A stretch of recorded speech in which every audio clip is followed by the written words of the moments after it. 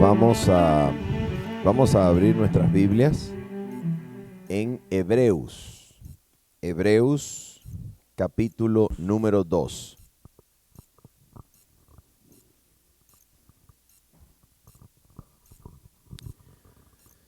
Quem lembra cuáles son los dos grandes temas de la epístola de Hebreos?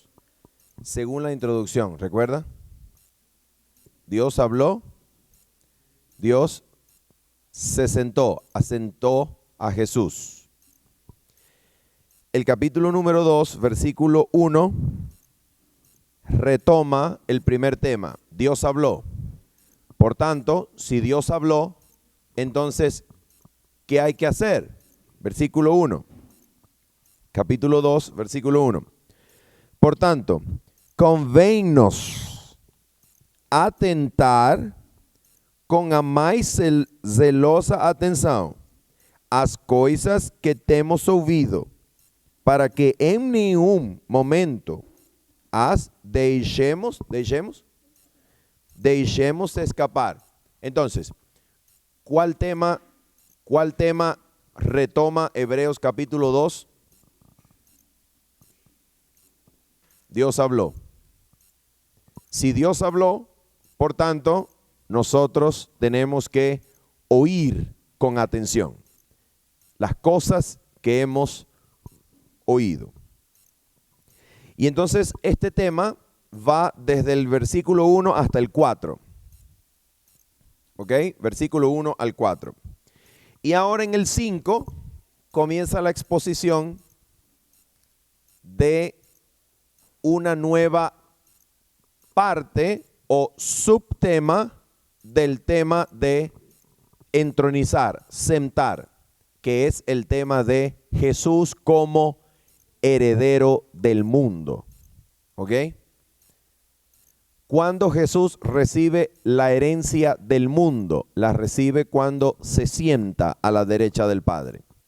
¿Cuál es la herencia que está recibiendo? Mira cuál es la herencia que Él está recibiendo de su Padre. Mira cuál es. Hebreos 2, versículo 5. Dice así. Porque aos anjos ele não sujeitou o mundo futuro, do qual falamos. No fue sujeitado o mundo futuro aos anjos. No. E então, se não foi aos anjos, a quem sujeitou Deus o mundo futuro? A quem? Lee. Versículo 6. Mas alguém em certo lugar testificou, dizendo: o que é o homem para que lhe dê atenção? Ou o filho do homem para que o visites? Tu o fizeste pouco menor do que os anjos. Tu o coroaste de glória e de honra, e o puseste sobre as obras de tuas mãos. Pergunto, ¿dónde está ese versículo en la Biblia? Salmo número 8. ¿A qué hombre se refiere el Salmo 8 a quien Dios sujeitó o mundo? ¿A quién? Salmo 8. Adán, el primer hombre. ¿Ok? Sigue diciendo el versículo número 8. Tú le sujeitaste todas as coisas sob seus pés, para que nisso ele sujeitasse todas as coisas sob ele, e nada sobrasse que não fosse sujeito a ele. Ahora mira esto, mira lo que dice el texto. Mas agora ainda não vemos que todas as coisas le estejam sujeitas. ¿Qué quiere decir eso? Dios sujetó todas las cosas a Adán, pero ahora no vemos que todas las cosas le estén sujetas. ¿Por qué? Porque Adán perdió su dominio. Y el mundo no parece sujeto al hombre. Al contrario, parece rebelde al hombre. Y ahora entonces, si no vemos que las cosas estén sujetas, ¿qué es lo que sí podemos ver? Versículo 9. Porém, vemos Jesus, que foi feito pouco menor do que os anjos, por causa do sofrimento da morte, coroado com glória e honra, para que pela graça de Deus pudesse provar a morte no lugar de cada hombre. Entonces, Jesús, en primer lugar, toma el lugar de Adán. Para tomarlo debía hacerse hombre, de manera que pueda cumplirse la palabra de que el mundo le sea sujeto al hombre. Jesús es el hombre de quien el Salmo número 8 hablaba. El Salmo 8 hablaba de Adán, pero Adán falló. Jesús cumple la profecía del Salmo 8 y ha de recibir el mundo bajo sus pies. Para eso se hace hombre y sufre la muerte de todo hombre para recibir la herencia que correspondía al hombre. Y ahora mira lo que ocurre aquí. Desde el versículo 10 en adelante, el texto nos va a decir cómo entonces Jesús, al hacerse heredero, garantiza la herencia del mundo para su pueblo. ¿Cómo hace? Versículo 10. Pois convinha a ele, para que em são todas as coisas, y porque en são todas as coisas, ese es el Padre de Jesús, el Padre de nuestro Señor Jesucristo, que convinha en trazer muitos filhos a glória, fazer o capital da salvação deles perfeito a través de sofrimentos. Versículo 11 en adelante. Porque tanto o que santifica como os que são santificados são todos de por cuya causa ele não se avergonha de les chamar de irmãos, dizendo: anunciarei o teu nome a meus irmãos, no meio da igreja cantate-ei louvores. E outra vez, porém nele a minha confiança, e novamente contemplei a mim y a los filhos que Dios me dio. Entonces, aquí el texto muestra que al hacerse hombre, Jesús entonces puede llamar de hermanos a los seres humanos que viene o con los cuales Él viene a asemejarse. No se avergüenza de participar de la suerte de hombre. No se avergüenza de haber sido hecho un poco menos que los ángeles. No se avergüenza. Él viene para cumplir su palabra, la palabra del Padre. El Padre había dado el mundo a un hombre. Él se hace hombre para recibir ese mundo. No se avergüenza de llamarlos hermanos. Y ahora dice el texto, versículo 14. Y ya que os filhos são participantes da carne e do sangue, ele também participou das mesmas coisas, para que através da morte ele destruísse aquele que tinha o poder da morte, isto é, o diabo, e livrasse aqueles que, por terem medo da morte, estavam por toda a vida sujeitos a servidão. Aquí está el propósito de la humanidad de Jesús. La razón por la cual Cristo se hace hombre. Número 1. él debía gustar la muerte por todos para tomar la herencia que le fue dada a Adán. Él gustaba la muerte por todos para poder dar a todos la herencia de Adán, recuperarla para todos los que sean, número 2, librados de la esclavitud, librados de la sujeción, librados por causa de su humanidad. ¿Cómo ahora Él libra? ¿Cómo es capaz de libertar de la sujeción? Versículo 16. Ahora recuerden esto. En Génesis, cuando Dios, después del fallo o después de la caída de Adán, de acuerdo con el libro de Génesis, recuerden que Adán era aquel hombre a quien Dios había prometido la tierra. Salmo número 8.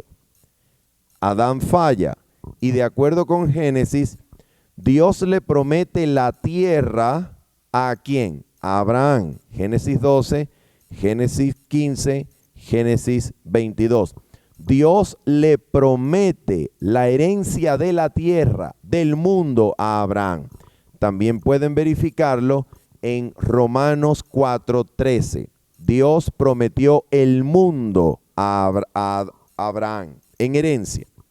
Ahora el versículo 16 nos dice que Jesús ahora asume la herencia de Abraham. ¿Cómo? Porque la promesa para Abraham decía, yo daré a ti y a tu simiente la tierra. Génesis 15, 18.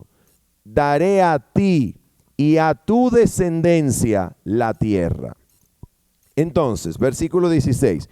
Ya Cristo cumplió al hacerse hombre, cumplió el Salmo 8. Él podrá recibir como Adán la herencia del mundo. Ahora en el versículo 16 se nos dice que Él asume la descendencia de Abraham. Él se hace simiente de Abraham. Versículo 16. Porque, na verdade, ele não assumiu a natureza dos anjos, mas ele tomou a semente de Abraham. ¿Te das cuenta? ¿Por qué? Porque esos son los dos hombres a los que Dios le prometió el mundo. Adán, Salmo 8, Génesis 1 y 2. Abraham, Génesis 15, Génesis 22. Y como Dios le prometió a Abraham la tierra y a su simiente, Cristo asume ser la descendencia o la simiente de Abraham. Y ahora mira lo que hace para librar de la esclavitud, de la muerte y del pecado. ¿Qué hace? Versículo 17. Por isso, em todas as coisas convinha-lhe que fosse feito semelhante aos irmãos, para que fosse sumo sacerdote misericordioso e fiel em todas as coisas que pertenecem a Deus, para operar a reconciliação por causa dos pecados do povo. La palabra reconciliación en realidad en griego es expiación. ¿Qué significa esa expiación? ¿Qué significa esa purificación de pecados que reconcilia? Ese es el significado de expiación. Una limpieza de culpa que reconcilia. ¿Qué significa eso? ¿Cómo lo hace? Versículo número 18. Dice así.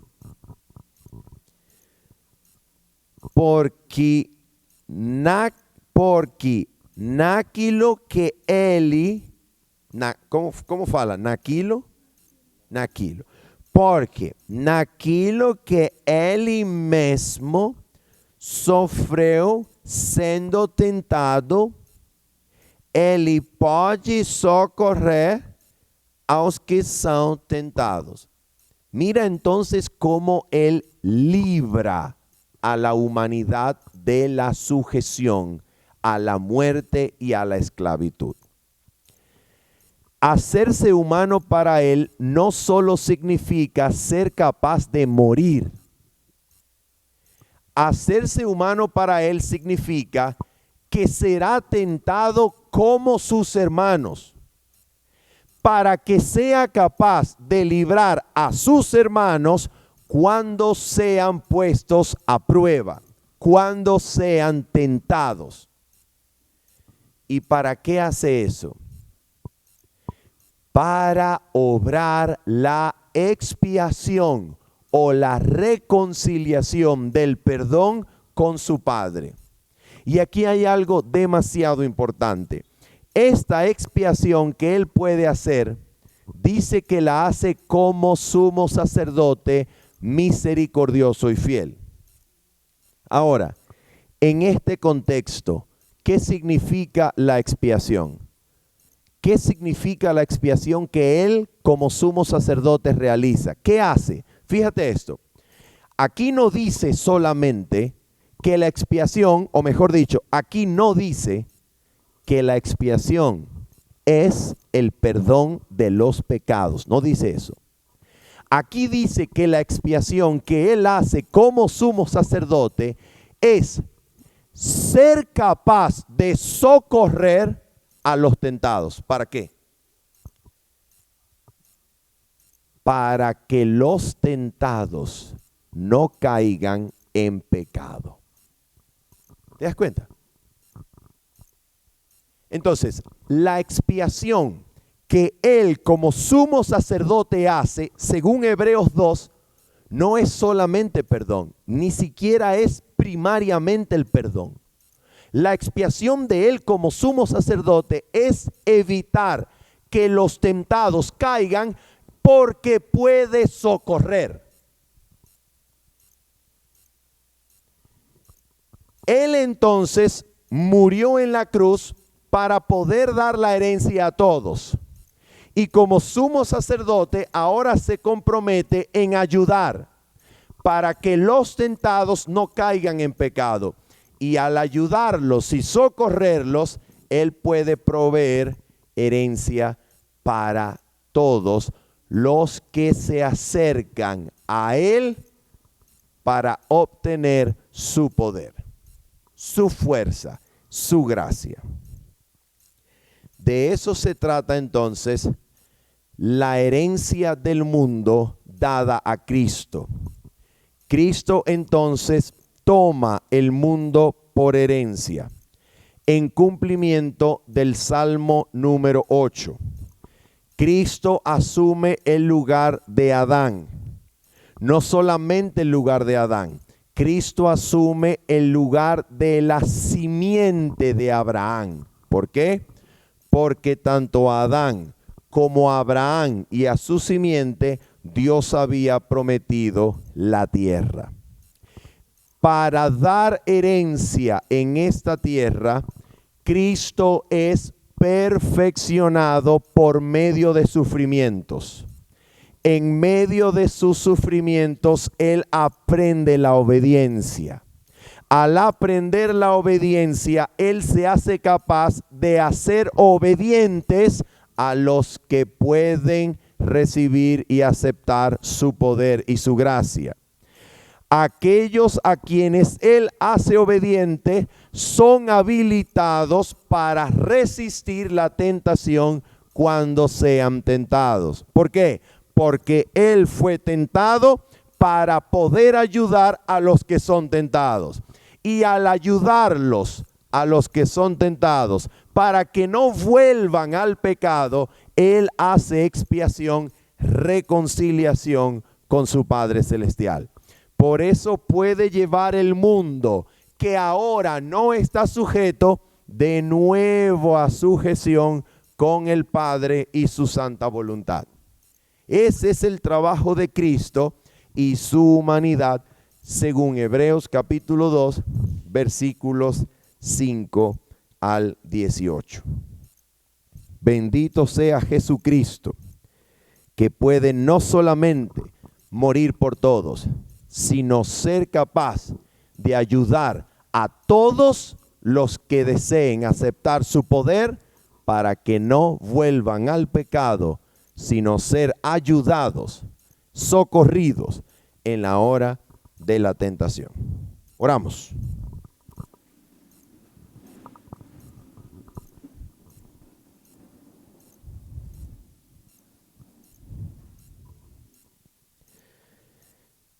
Bendito y santo Padre, gracias, muchas gracias por medio de nuestro Señor Jesucristo. Alabado seas, Señor, por ser capaz de perdonar y ayudar, Señor. Gracias por tu maravillosa ayuda, porque aprendiste a vencer siendo obediente para ayudarnos a nosotros a vencer y ser obedientes. Ayúdanos, Señor, por medio de Cristo. Concédenos su fuerza, su socorro, su ayuda, su poder, su gracia, para así, Señor, ser presentados, reconciliados, purificados delante de tu trono. En el nombre de Jesús. Amén. Amén.